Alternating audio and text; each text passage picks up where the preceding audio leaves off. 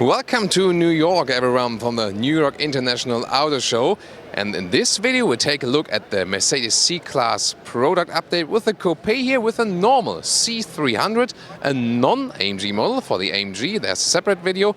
And I also want to show you another car.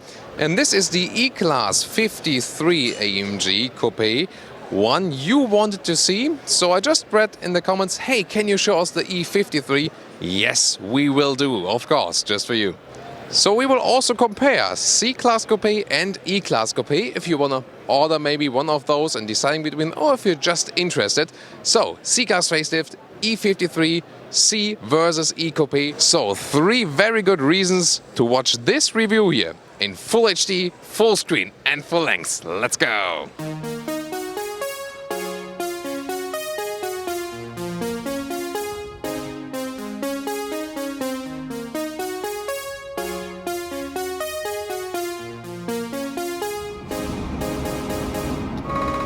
Welcome to New York.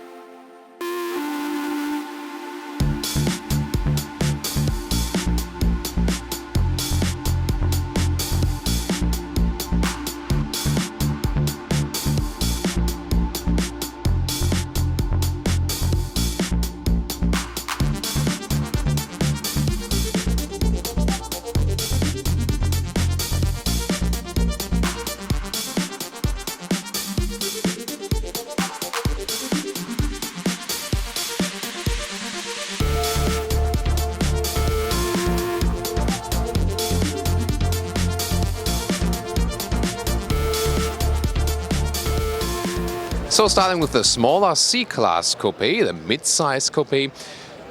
In the front grille you always get those diamond pins, and in the AMG line you also have them with those chrome layers. To me this is the most beautiful front grille they are offering at the moment. The C43 then is a little bit different. You can see that in our AMG 63 and 43 video. But here this one would be my favorite. What's yours? Also with some stronger spoiler here in the lower part, and I mean, such a beautiful car, isn't it? I just have to say that, just very plain this time. So with the facelift you also get those new headlights. With Coupe and convertible you always get LED from standard equipment. Optional then, the one you can see here with additional high beam, the multi-beam LED headlights. But you'll also be fine just with the base LED. When you pick the sedan or the estate or T-model we call it in Germany, then you also have to upgrade the normal LED light as they start with halogen. But Coupé and convertible, they already want to position a little bit higher.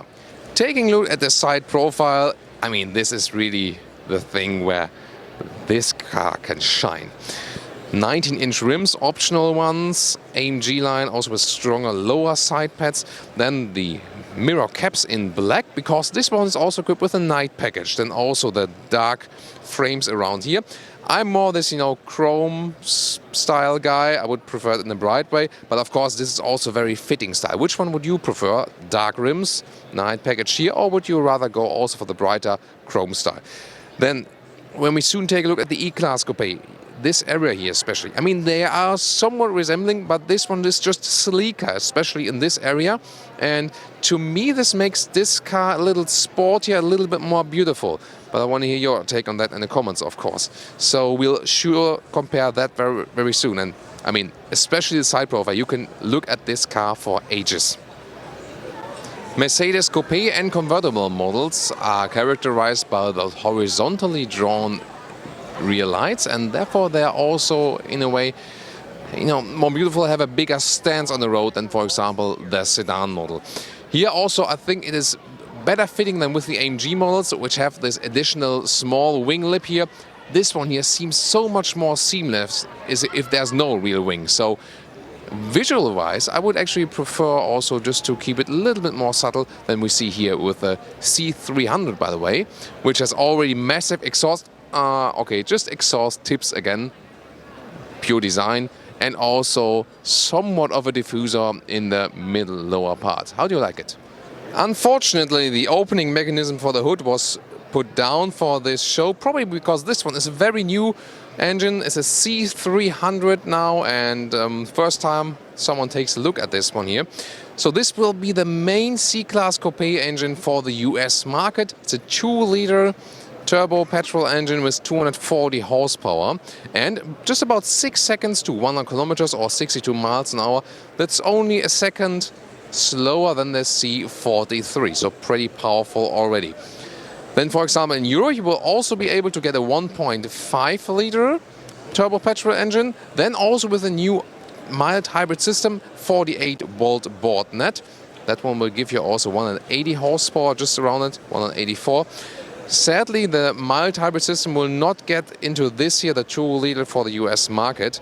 It's definitely a very interesting approach for sailing and coasting, but this one here rather still the classic deal. So you also get in the US the C43 and the C63, but this one here, as it stands here right now, will probably be the most selling C-Class Coupé here in the US. Interior, we start with the C-Class Coupé. You see the grey exterior and the bright interior.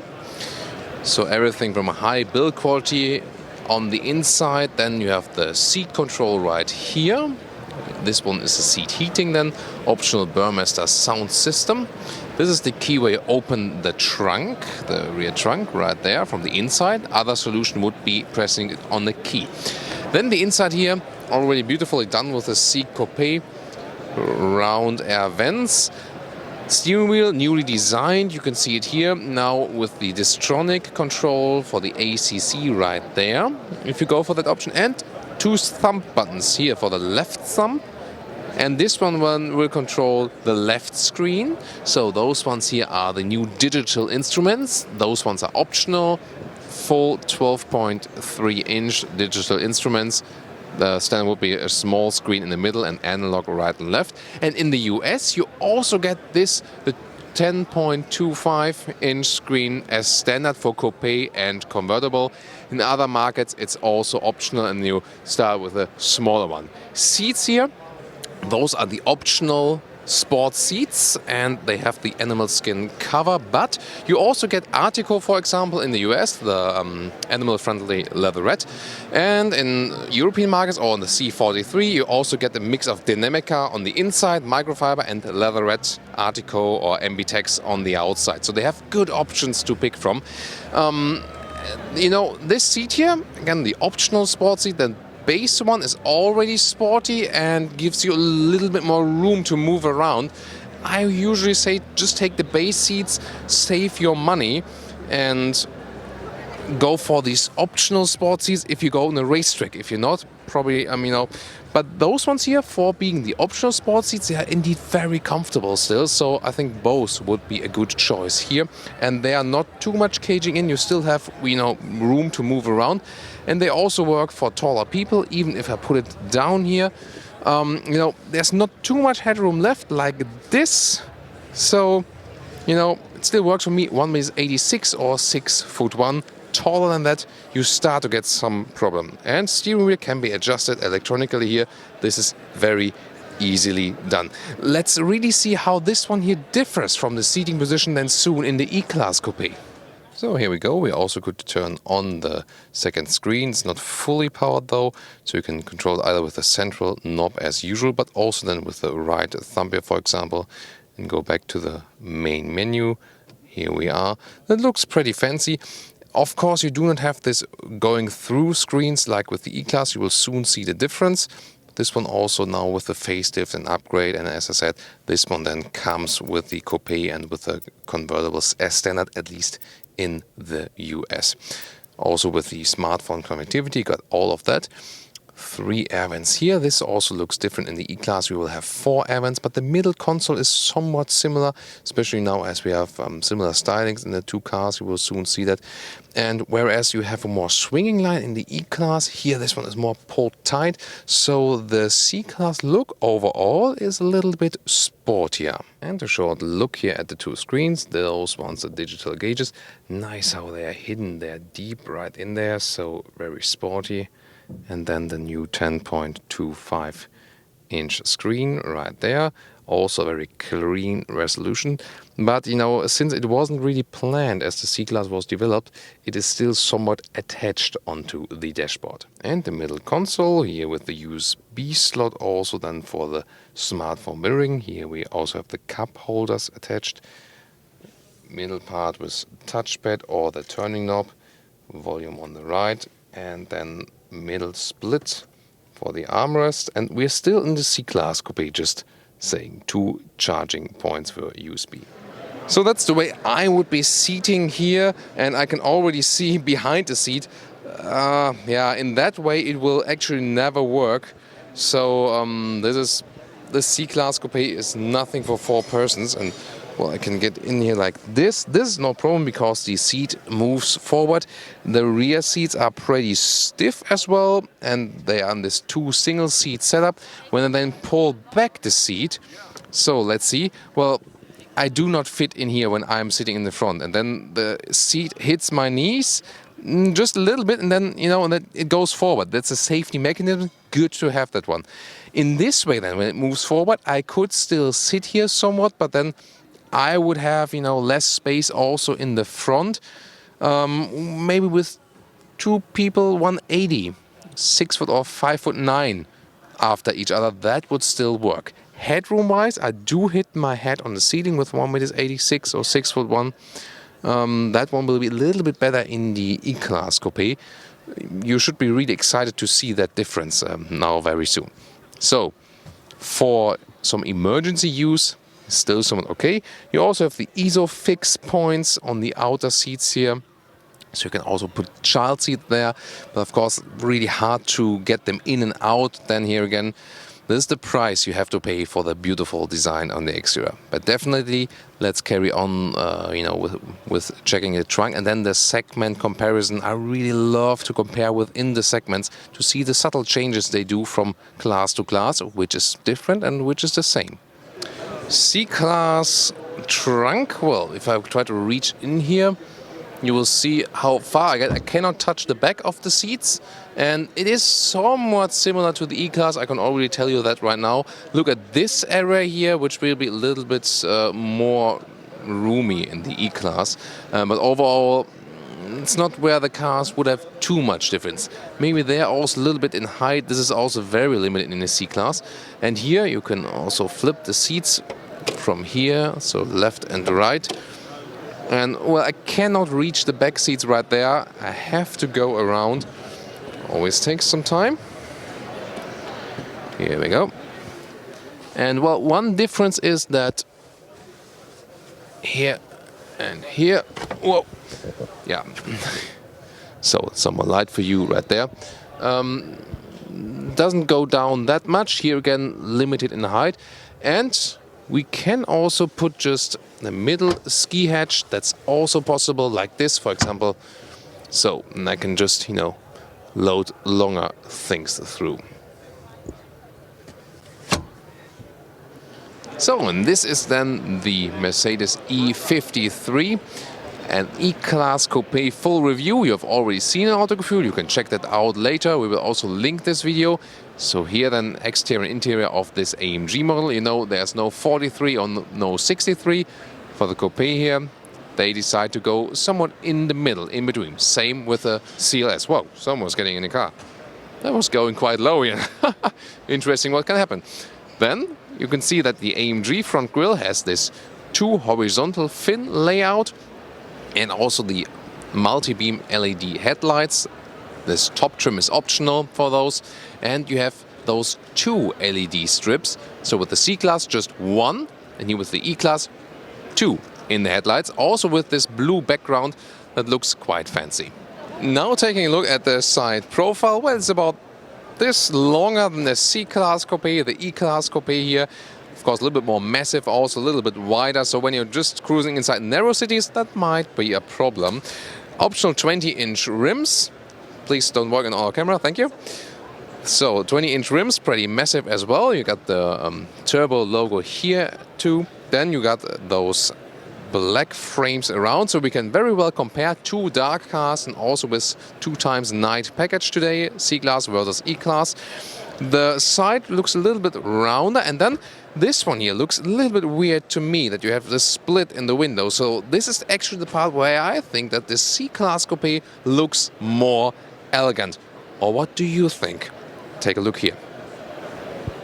And now to the rear, C-Class and E-Class Coupé have somewhat of a resemblance. Here, of course, the E53 with an additional spoiler. A normal E-Class Coupé would not have that. You can check that out also in our other review. Well, it's a little bit wider than this part, is also a little bit more voluminous. And then the lower part is in the AMG design, here with those exhaust tip. Again, they do not belong to the actual exhaust. And also a stronger diffuser in the lower part. So that's the exterior part.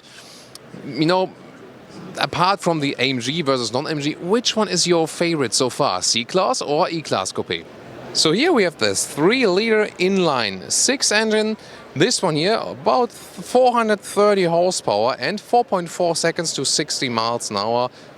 Very powerful, and we know this engine basically from the Mercedes CLS. This one then is also equipped with this new mild hybrid technology, 48-volt board net, more sailing on the one hand to save fuel, but also the so-called EQ boost, how Mercedes calls it now, to give you a little electric boost also when accelerating out of corners and stuff. And well, considering the consumption figures we scored with the CLS, definitely check out the CLS full driving review. This actually makes sense, and it seems to work a little bit better than the Audi mild hybrid system. Now the E-Class, you see here the black exterior and then also the dark seats, the E-Class Coupé, and really love to compare that now. It looks somewhat similar right here, also with a seat arrangement. So, well, you have a bigger sound system available. That is one key difference. Then you see the turbine air vents. This is definitely different. Then the new AMG style steering wheel you also get. But this is of course an AMG thing. Also with a thumb control, because you have 2 12.3-inch screens here. Let me turn it on for you again. So this is the main difference instrument-wise here. When you have the optional 2 screens, the full one mounted. In the E-Class, standard is also analog gauges with a small screen left and a smaller screen on the right. Then you can top that up to the maximum setup right there. And it's going right through. This is a main difference then. Then, seating-wise, you see they are more voluminous a little bit. They are really thicker. So, will this be a seat difference comfort? We'll see.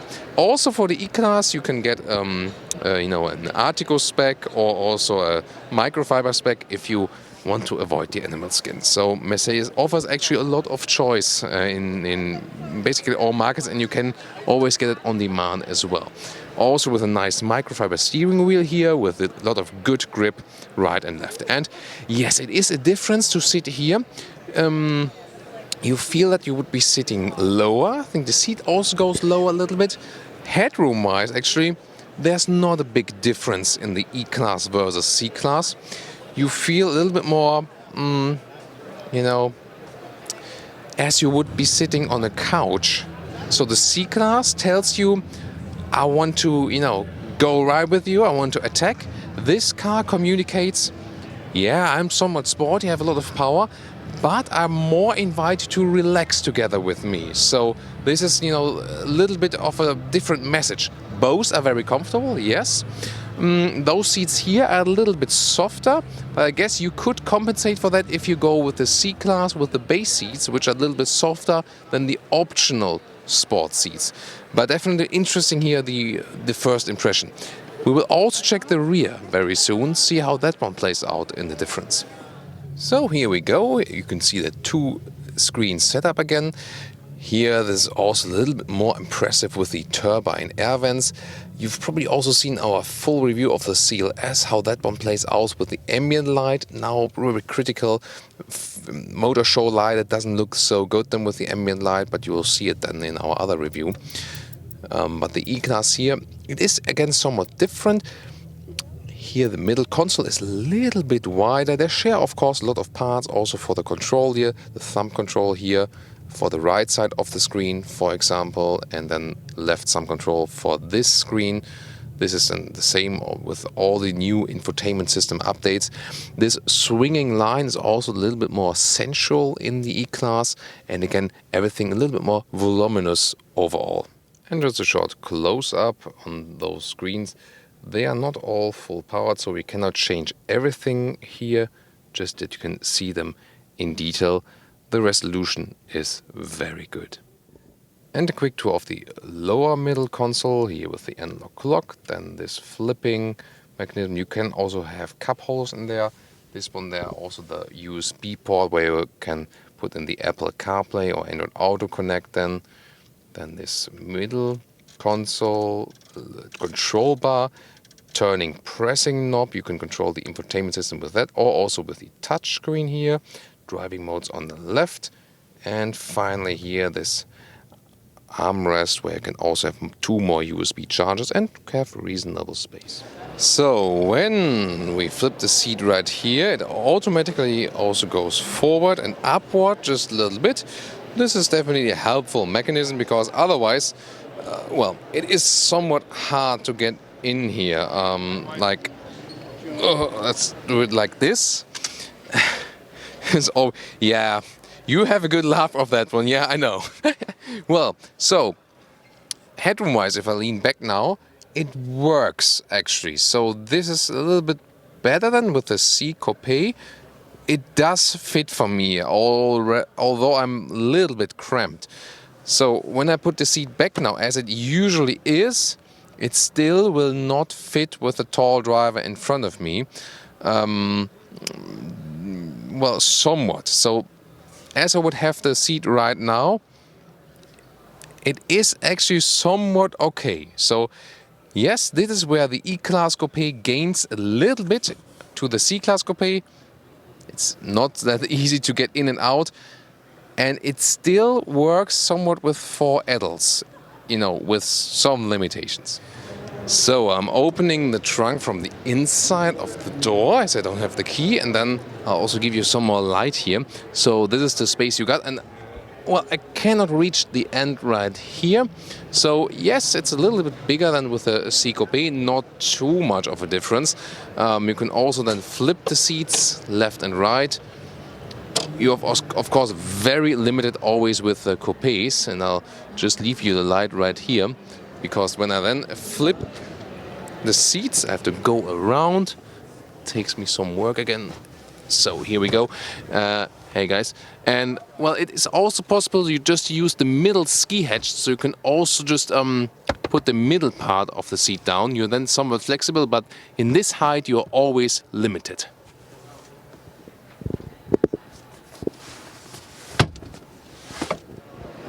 So here we go, now the conclusion. C-Class facelift for the C300 as well, the most important engine version that will be in the US, and also the E53, the E-Class Coupé. Well, and you know, about the comparison first, this one here is my beauty favorite, for sure. I would take the convertible to drive open top, but this one styling-wise, for sure. And especially as the E Coupé has this split in the rear windows there, that looks a little bit weird, and this one sleek a little bit in the rear line. So for me, it's quite clear. Or what do you think? E-Class or C-Class Coupé, which one is your design favorite? From the interior, they both come close somewhat. The E-Class, a little bit more elegance, a little bit more, you know, pomp maybe, a little more like laying it out. This one here in a sportier fashion. The new infotainment system upgrades also close the gap a little bit. If you go for the old digital stuff right there, still as it wasn't planned, looks a little bit attached here. In the E-Class, no matter which version you pick, it really looks super integrated, everything. So left and right go all the way through, and you know, that looks then, you know, as a whole stuff basically. Well, driving wise, they are both fast, depending also on the engines you pick, so we don't want to directly compare C300 versus the 53. You can also check out the C43 and the C63 versions in a separate video. That one will be better comparable than to the E53. But one last very important aspect, well, one second to last, the room you have inside. This one is already very comfortable. The E-Class, you just gain a little bit more room, but considering the additional length you have on the exterior, the C-Class is the better package, exterior-interior relation, and then the price. When you think about 40,000 for this one and about 80,000 for the E, then it becomes quite clear that this one should be actually the primary choice, unless you do not have to care about the money and you say, I have a lot of room to drive around, I have a lot of money, then maybe it can just be the E Coupé. Thank you so much. I really want to hear your verdict. Looking forward for that. What's the public opinion there? And tell me what you think about our small comparison episode here. Thank you so much. Tune in for the next time.